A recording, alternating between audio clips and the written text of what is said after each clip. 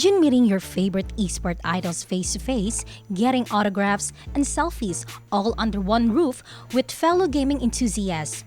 That's exactly what happened at Nexus Baicon 2024, held at SM Seaside Sky Hall last weekend, April 12 to 13. Aside from bringing everyone's favorite gaming stars to their fans, the event also brought favorite characters from imagination to life. MyTV Cebu snagged exclusive interviews with the mastermind behind the event, Brian Yap, President of RGC, 𝗣𝗛'𝗦 Vice President of Tier 1 Entertainment. Also by doing Nexus Baicon also, one of our push also for these kinds of events is to really make Cebu to become esports capital of the Philippines. With the partnership with Tier 1, this is just the first step. But really the goal is just to bring in a lot of these events coming year. Not just the meet and greet, not just the showmas, but the real big international tournaments.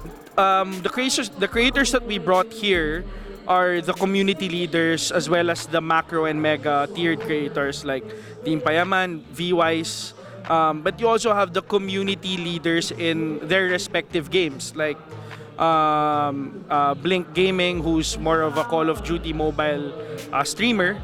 You have Aeon, who's more Mobile Legends, and Marvin San Pedro, Eli Gaming, who is a community leader within their respective games. So it's a mix of both that we really brought here.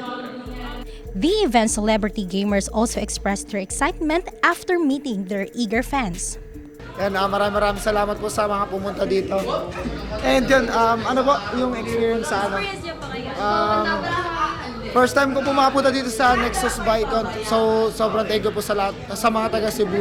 Dahil dito po yung first time ko and thank you po sa kanila sa pagpunta po. Sobrang saya and kahit first time ko lang dito, grabe yung yung excitement ng mga supporters. Nakakatuwa. And of course, their supporters were thrilled to have experienced the opportunity to see their favorite influencers and the gaming community off screen.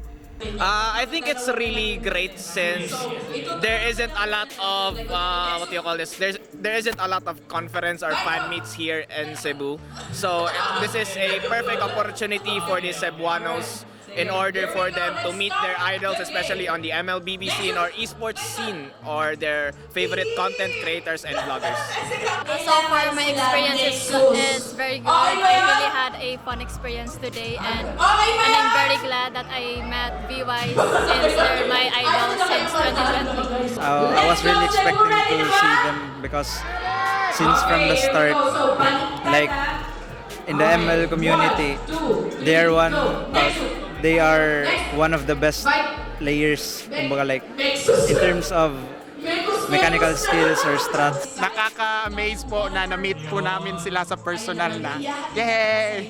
First time po namin umattend ng Baicon and it's very worth it kasi na-meet namin yung mga expected namin influencers, especially 𝗣𝗪𝗏 tsaka yung blacklist players po. So worth it yung lead. Beyond the influencer meet and greet, Nexus Baicon featured fierce competitive gaming session with esports stars from Blacklist International and other top teams. Participants were also able to bring a piece of the action home with personal items from different booths, featuring merchandise curated by popular gaming personalities like 𝗙𝗪𝗏, 𝗏, and 𝗣𝗪𝗏. According to organizers, Nexus Baicon 2024 in Cebu is only the beginning as they plan to extend their reach in holding community-focused gaming events in the country. We want to do more in Cebu.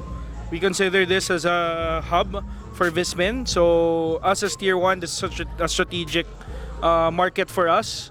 The more we're able to do here, you guys obviously have an international airport, so we're able to bring in international audience, and hint, that's something within our plans down the line, working with Brian and the Cebu Chamber of Commerce.